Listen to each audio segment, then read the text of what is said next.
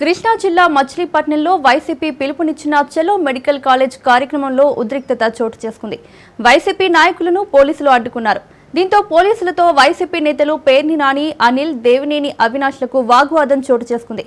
పోలీసుల తీరు, వైసీపీ నేతలు రోడ్డుపై కూర్చొని నిరసన తెలిపారు. ప్రభుత్వం తీరుపై వైసీపీ నాయకులు మండిపడ్డారు. కూటమి పాలనలో ప్రతిపక్షాల గొంతు నొక్కేస్తున్నారని అన్నారు.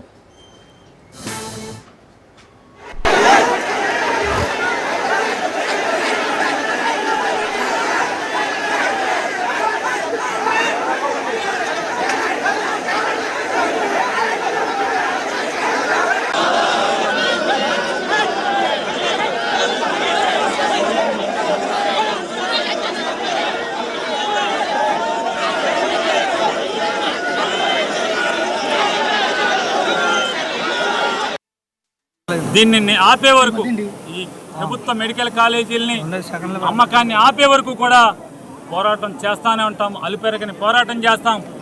అంతిమంగా దుర్మార్గులైనటువంటి లేదా దోపిడీదారులైనటువంటి మీరే గనక సిగ్గు ఎగ్గు లేకుండా, నిర్లజ్జగా, భయం లేకుండా ఈ కాలేజీలని మీ బినామీలకి అమ్ముకుంటే కనుక ఖచ్చితంగా రాబోయే ప్రజాప్రభుత్వంలో ఈ కాలేజీలన్నీ కూడా వెనక్కి లాక్కుని మొత్తం ప్రజల ఆస్తిగా గవర్నమెంట్ నడిపేదానికి కూడా మేము గట్టిగా నిలబడతామని కూడా ప్రజలకు హామీ ఇస్తూ మరొక్కసారి చంద్రబాబు నాయుడికి, పవన్ కళ్యాణ్కి, లోకేష్ నాయుడికి డిమాండ్ చేస్తున్నాం.